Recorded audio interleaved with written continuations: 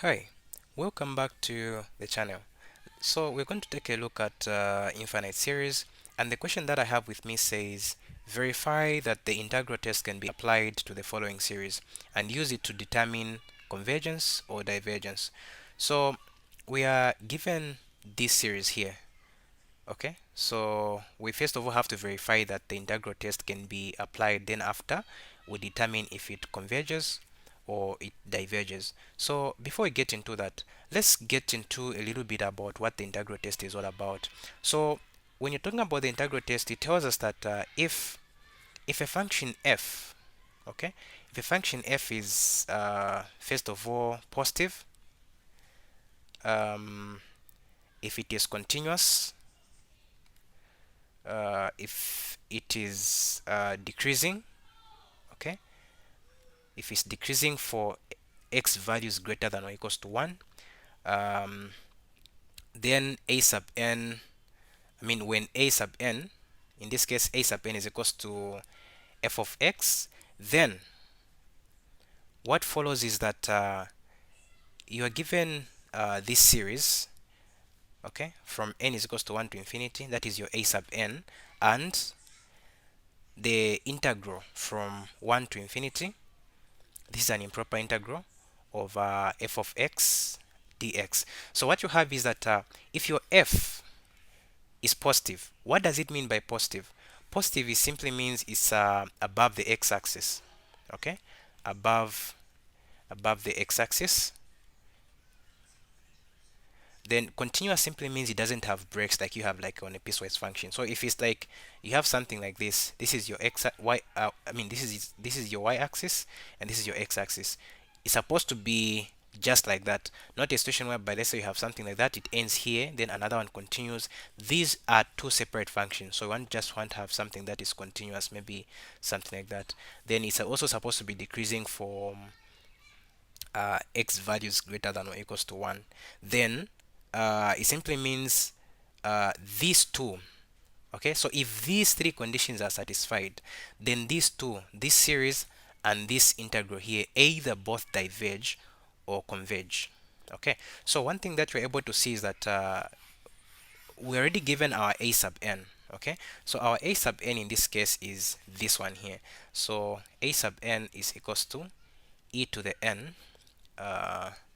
divide by 1 plus 2, sorry, 1 plus e to the 2n, like that. So one thing that you're able to see here is that this function is positive. Why am I saying it's positive? If you write this as f of x, we're going to say f of x is equals to, this is going to be e to the x divided by 1 plus e to the 2x, like this. There is no value of x that you can substitute here that can make the outcome of this to be negative, because even if you plug in negative here, it simply means if let's say you say e to the minus, let's say minus 2, this is the same as 1 over e to the 2, like that.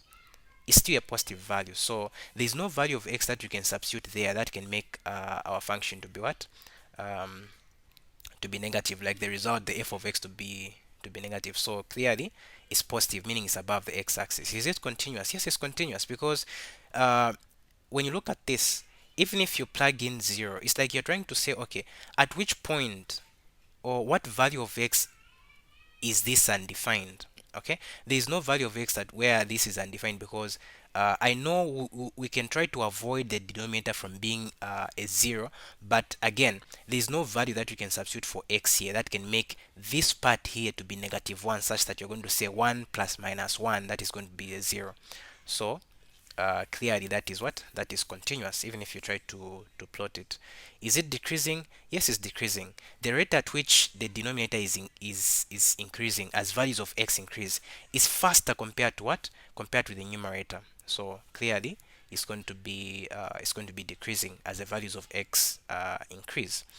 So now we can go ahead and work out the integral. Okay, we're going to work out the integral. So we are integrating from 1 to infinity.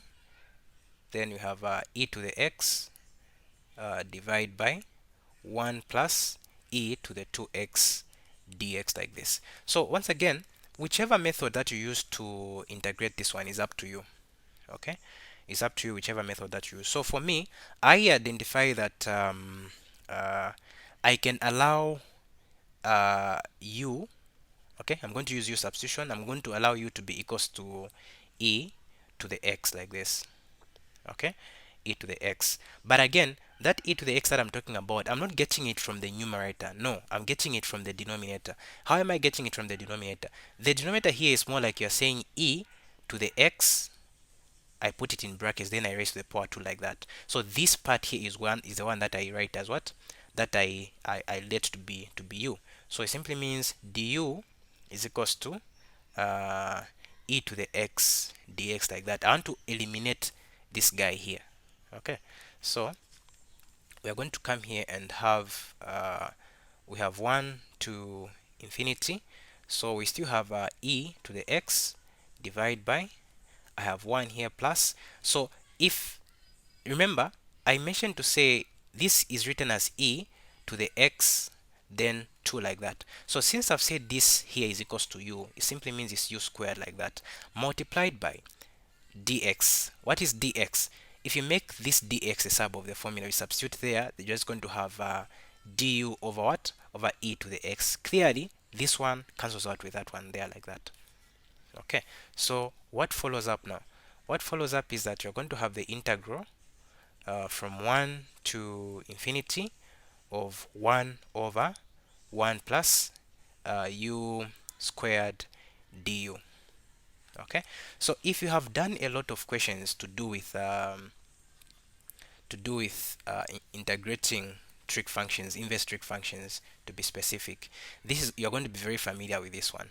So what you have is 1 to infinity of 1 over 1 plus u squared du. So if from either maybe even from the table of integrals, to make it simple, this one here is just when you differentiate um, tan inverse. In this case, you're talking about u, so let me put u.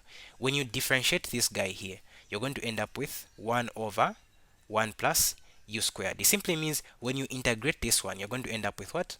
Tan inverse like that. Okay, so it simply means our answer here is tan inverse. So you can say it's tan inverse of u evaluated from 1 to infinity. But wait, we're not actually dealing with u. U was just kind of like helping us to make our work much easier. What is our u? Our u is e to the x. Okay, u is e to the x like that. So we can go ahead now and perform the evaluation. So I'm going to say open bracket like this.